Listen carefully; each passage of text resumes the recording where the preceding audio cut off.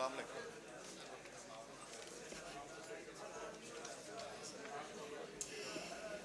چلو یار شروع کرو 12:30 بج گیا.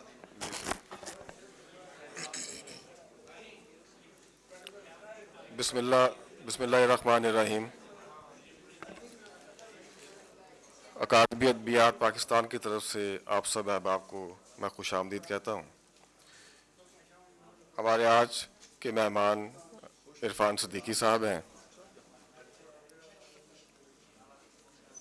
عرفان صدیقی صاحب کا نام کسی بھی تعارف کا محتاج نہیں ہے. ہم سب کی جانی پہچانی شخصیت. آپ کالم نگار بھی ہیں، سینیٹر بھی ہیں، ایک علم دوست اور ادب نواز شخصیت. سر کیسے مزاج ہیں سر آپ کے؟ جی اللہ کا ٹھیک ٹھاک. خیریت.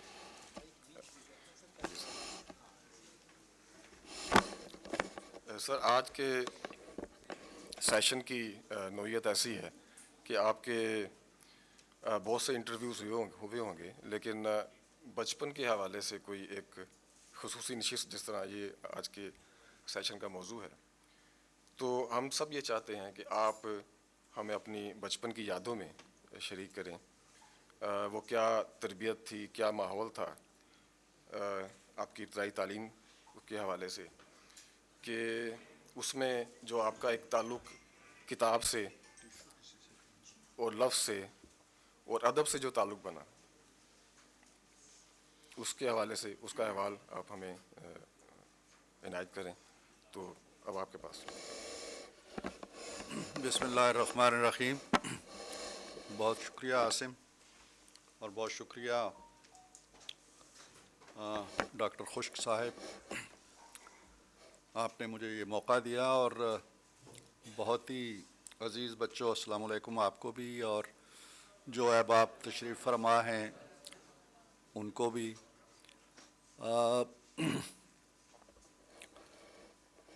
وہ کسی نے کہا تھا کہ جب بچے پیدا ہوتے ہیں ماں کی آغوش میں تو ان کی شکلیں، ان کے نقوش، ان کے خد و خال تو بعد میں بنتے رہتے ہیں زندگی کے ساتھ ساتھ، لیکن سارے بچے ایک جیسے ہی ہوتے ہیں، دکھائی ایک ہی جیسے دیتے ہیں. ہم لوگ، میرے جیسے لوگ، میں اپنی بات کر رہا ہوں، میرا تعلق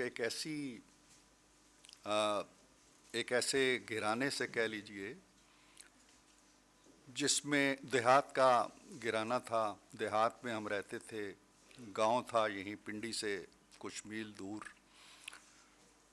کچے مکان ہوتے تھے، اور مجھے ابھی تک یاد ہے کہ ہمارا مکان اور ہمارے چچا کا مکان اور ہمارے عزیزوں کا مکان، یہ کوئی 4 5 6 مکان ایک سیدھ میں ہوتے تھے، اور ان کے درمیان کوئی حد فاصل نہیں ہوتی تھی، کوئی دیوار نہیں ہوتی تھی، کوئی دروازہ نہیں ہوتا تھا، کوئی پھاٹک نہیں ہوتا تھا.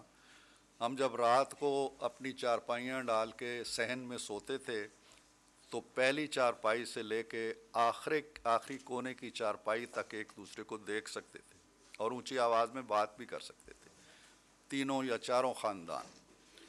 نہ صرف یہ ہوتا تھا بچوں، بلکہ میں نے دیکھا کہ ہمارے گاؤں کے کسی گھر میں پھاٹک نہیں ہوتا تھا، دروازے بند نہیں ہوتے تھے. جو جس گھر میں مجھے تو یاد ہے کہ ہمارے گھر کے اندر سے ایک رستہ بھی گزرتا تھا اور لوگ اس میں سے گزرتے رہتے تھے اور کوئی روک ٹوک نہیں تھی. ایک عجیب آزادانہ سا ماحول تھا. لیکن میری پیدائش اس وقت ہوئی جب پاکستان بن رہا تھا، پاکستان بننے سے بھی 1 2 سال قبل. لیکن مجھے کچھ یاد نہیں ہیں یادیں اس وقت کی کہ پاکستان جب بن رہا تھا ہمارے قریب ہی ایک گاؤں تھا، ایک اچھا خاصا قصبہ تھا جس کا نام تھا بندہ. بندہ کے اندر سکھوں کی بڑی آبادی تھی، بہت بڑی آبادی تھی وہ. اور رائٹس جو شروع ہوتے ہیں وہ بھی آپ کو پتہ ہے کہ پنڈی ایک خاص مرکز بنا تھا ان کا فسادات کا. لیکن ہمارے والد بتاتے ہیں کہ وہاں پہ کوئی ایسی دنگا فساد قسم کی چیز نہیں ہوئی تھی.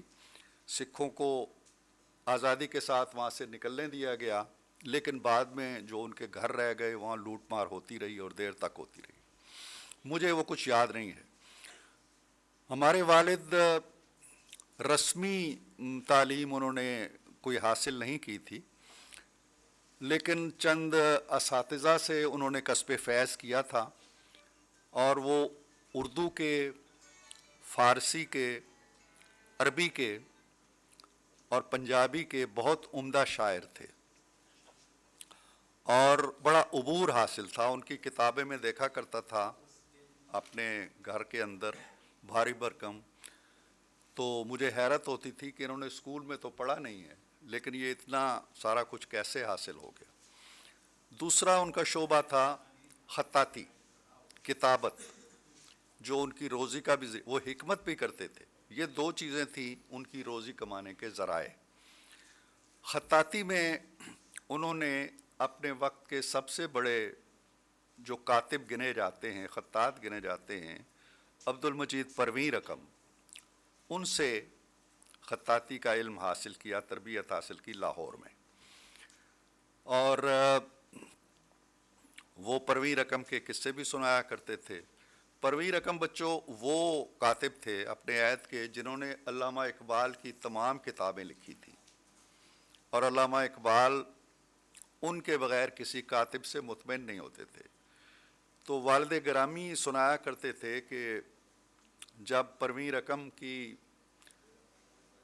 آنکھیں دیکھنے کے کوئی بہت زیادہ باریک بینی کے لائق نہ رہیں، تو ایک دن انہوں نے علامہ سے کہا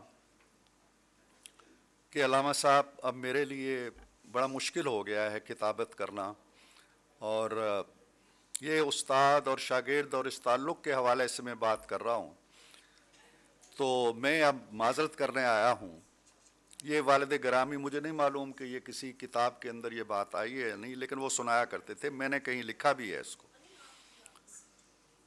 تو علامہ صاحب نے یہ بات سنی، بڑے تحمل سے سنی، اور علامہ صاحب نے کہا ٹھیک ہے صوفی صاحب، وہ انہیں صوفی صاحب کہا کرتے تھے۔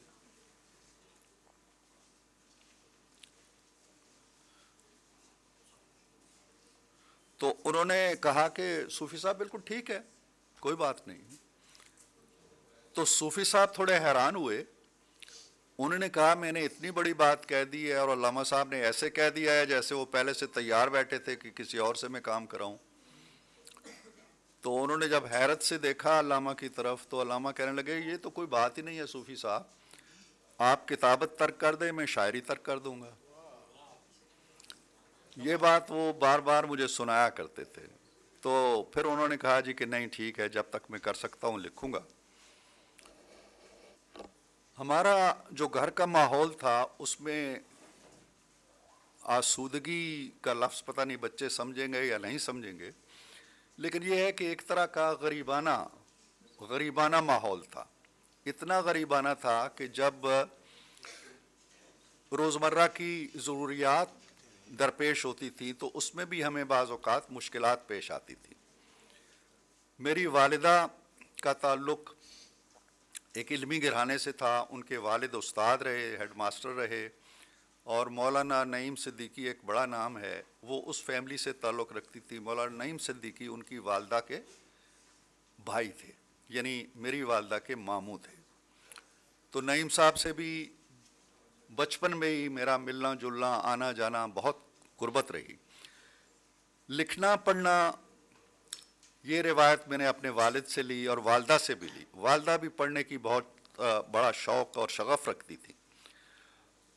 ایک سکول تھا، مڈل سکول، ہمارے گاؤں سے کوئی 3 کلومیٹر دور۔ تو مجھے یاد ہے ہم صبح ایک بستہ ہوتا تھا جس میں تختی بھی ہوتی تھی لکھنے والی، ایک سلیٹ ہوتی تھی لکھنے والی، اور ان چیزوں کو باندھ بوند کے، اور ایک چھوٹی سی پوٹلی ہوتی تھی جس میں کبھی کوئی روٹی ہوتی تھی، کبھی کوئی اچار کی پھانک ہوتی تھی، کبھی کچھ ہوتا، اس طرح کی چیزیں لے کے وہ سارا سفر ہم پیدل طے کیا کرتے تھے۔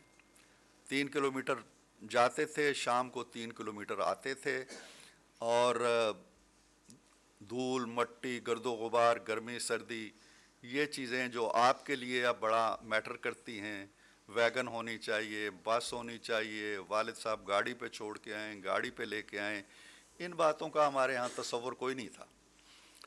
تو 8 جماعتیں مڈل تک میں نے وہاں پڑھا اس اسکول میں، اور اس کے بعد وہ چونکہ مڈل اسکول تھا ختم ہو گیا، پھر ہائی اسکول کے لیے میری والدہ نے ایک طرح سے ہجرت کی۔ یہاں ہمارے ماموں ہوتے تھے پنڈی میں، تو وہ بھی ایجوکیشن سے ان کا بڑا گہرا تعلق رہا۔ پھر وہ آرمی ایجوکیشن کور میں چلے گئے، بریگیڈیئر آئی آر صدیقی اب فوت ہوئے پچھلے برس۔ تو انہوں نے پھر ہماری تربیت کا اور تعلیم کا سارا، تو میں نے ڈینیز ہائی اسکول ہے پنڈی کا جہاں سے میں نے میٹرک کیا۔ میٹرک کے بعد اب ہمارے وسائل نہیں تھے کہ وہ ہمیں کالج میں داخل کراتے، تو انہوں نے کہا جی کہ کوئی نوکری کرو۔ یہ بچپن جو ہے یہ ہمارا اسی طرح ہی گزر گیا۔ بچپن کے جو کھیل ہوتے ہیں، بچپن کے جو مشغلے ہوتے ہیں، بچپن کی جو خواہشیں ہوتی ہیں، بچپن کے جو مطالبے ہوتے ہیں والدین سے، مجھے ان کا کوئی زیادہ تصور نہیں ہے۔ چونکہ میں بڑا بیٹا تھا اور میں گھر کے سارے معاملات کو، مسائل کو سمجھتا تھا، اور سمجھنا چاہیے بچوں کو، تو اس کے بعد انہوں نے کہا جی کہ نوکری کرو اور پڑھو۔ ماں نے کہا جی کہ پڑھنا ضرور ہے، نوکری کرو اور پڑھو۔ میری نوکری کا ایک ٹیچنگ کا سلسلہ شروع ہوا 1962 سے۔ میں نے میٹرک کے بعد پھر ایف اے کیا، پھر بی اے کیا۔ اس زمانے میں صرف ان لوگوں کو پرائیویٹ امتحان کی اجازت ہوتی تھی جو ٹیچنگ میں ہوتے تھے، ہر آدمی کو نہیں تھی۔ تو ٹیچنگ کا فائدہ اٹھاتے ہوئے میں نے ایف اے کیا، بی اے کیا، ایم اے اردو کا امتحان دیا، جہاں میری سیکنڈ پوزیشن تھی، رفیع الدین ہاشمی کی پہلی پوزیشن تھی، اسی سال میں نے کیا۔ اور پھر میں نے بی ایڈ کے لیے لاہور کے سینٹرل ٹریننگ کالج میں چلا گیا، اور وہاں بچوں ایک دلچسپ بات یہ ہوئی کہ جب میں کالج میں تھا تو ہنگامے شروع تھے۔ اس وقت ذوالفقار علی بھٹو اور ایوب خان کا آخری دور چل رہا تھا، اور بھٹو صاحب کی قیادت میں ہنگامے چل رہے تھے۔ تو میں پنڈی سے کالج جاتا تھا لاہور، تو پتہ چلتا تھا جی کالج بند ہو گیا ہے، واپس آ جاتا تھا۔ یہاں پہنچتا تھا تو پتہ چلتا تھا کھل گیا ہے۔ تو اس کھلنے بند ہونے کے چکر میں جب لاسٹ میں ہمارے داخلے جانے لگے تو پتہ یہ چلا جی کہ میرا داخلہ حاضریاں کم ہونے کی وجہ سے رک گیا ہے۔ 3-4 لوگ اور بھی تھے۔ میں نے ہمارے ایک بڑے اچھے پروفیسر ہوتے تھے اختر الحسن بٹی صاحب، ان کے پاس میں گیا تو وہ مجھے لے گئے۔ اے ایچ سید، الطاف حسین سید، بڑے معروف ایجوکیشنسٹ ہوتے تھے، ان کے پاس لے گئے۔ تو سید صاحب کہنے لگے نہیں اب اس کا کرو گے تو باقی 3 کا بھی کرو گے۔ انہوں نے کہا جی باقی کا بھی کر دیں، اس کا بھی کر دیں، یہ تو بڑا اچھا اسٹوڈنٹ ہے۔ اینی ہاؤ وہ داخلہ چلے گئے جی۔ اس کے بعد میں نے کہا کہ اب سیریسلی پڑھنا ہے۔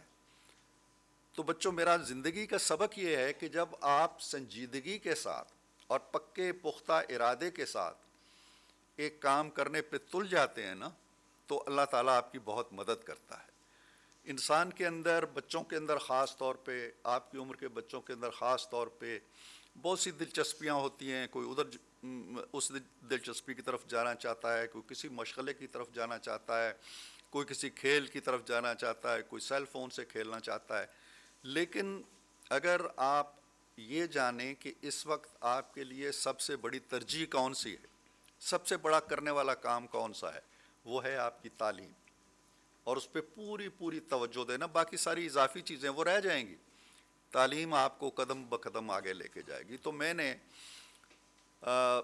وہیں قیام کیا ہاسٹل کے اندر، کتابیں پھر سے خریدیں اور لگن سے پڑھنا شروع کیا، امتحان دیا، بڑا اچھا امتحان ہو گیا۔ میں ایک پرائمری اسکول میں پڑھاتا تھا پنڈی میں، وہ واپس آ گیا۔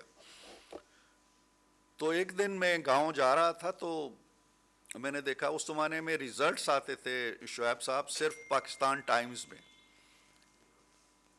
تو پاکستان ٹائمز کا پرچہ کوئی ایک صاحب پڑھ رہے تھے، میں ایک بس میں بیٹھا گاؤں کی طرف جا رہا تھا، تو میں نے دیکھا کہ اس میں سرخی لگی ہوئی تھی کہ results of Punjab University B Ed exams announced, کے نتائج کا اعلان کر دیا گیا ہے۔ میں نے ان سے اخبار مانگا 2412 मेरा रोल नंबर था। आई एम टॉकिंग ऑफ 1969, मुझे याद है अब तक। तो मैंने वो रोल नंबर देखा तो मेरे बहुत अच्छे नंबर थे, कोई 80% के करीब थे, 821 मुझे याद है। तो मैंने बाकी जो करीब करीब के मेरे ज़हीन दोस्त थे उनके देखे तो वो कोई भी 800 को क्रॉस नहीं कर सका था। लेडी मैक्लेगन कॉलेज होता था ख़ातीन का, बीएड का, वो बहुत बड़ा कॉलेज था। तो अमूमन पिछले कई सालों से ख़ातीन ही बच्चियां ही फर्स्ट आती थी, सेकंड थर्ड आती थी। तो खैर वो उसका इंट्रो मैंने पढ़ा जब ख़बर का इब्तदाई हिस्सा, तो उसमें लिखा हुआ था कि रिज़ल्ट की तफसीलात दी हुई थी कि इतने बच्चे, इतने लड़के शरीक हुए, इतने पास हुए, इतने परसेंटेज रहा, और उसके आगे था कि मिस्टर इरफानुल हक Siddiqui roll number 2412 stands first in the university. तो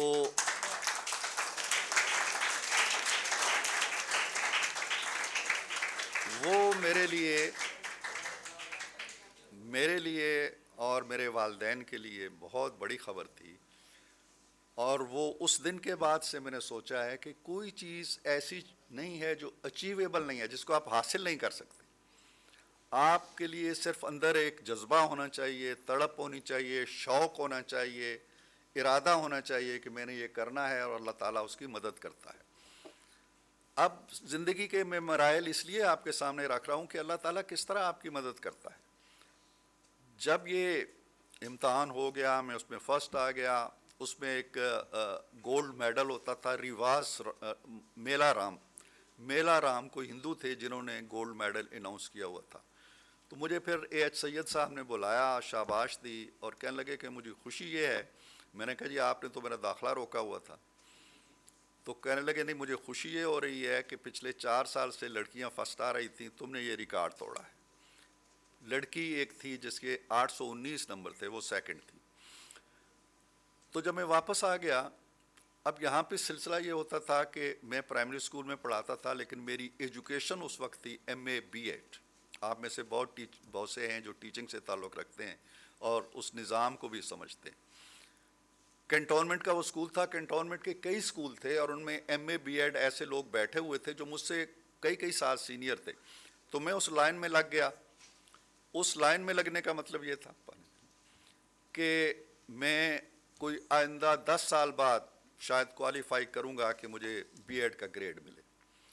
लेकिन एक दिन अचानक मुझे हेडमास्टर साहब ने बुलाया, कहने लगे जी आपको कैंटोनमेंट के एग्जीक्यूटिव ऑफिसर बुला रहे हैं।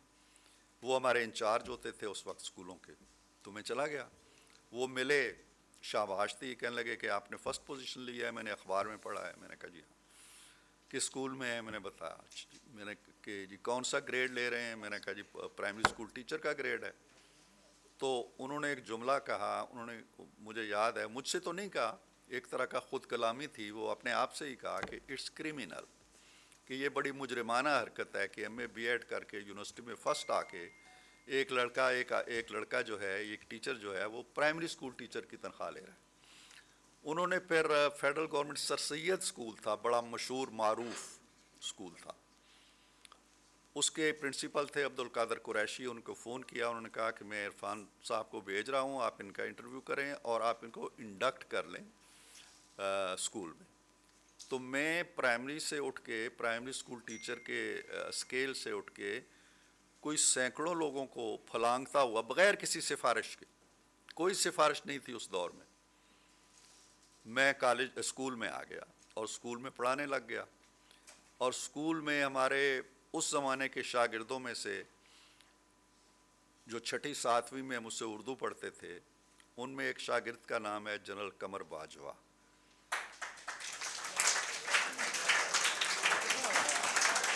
तो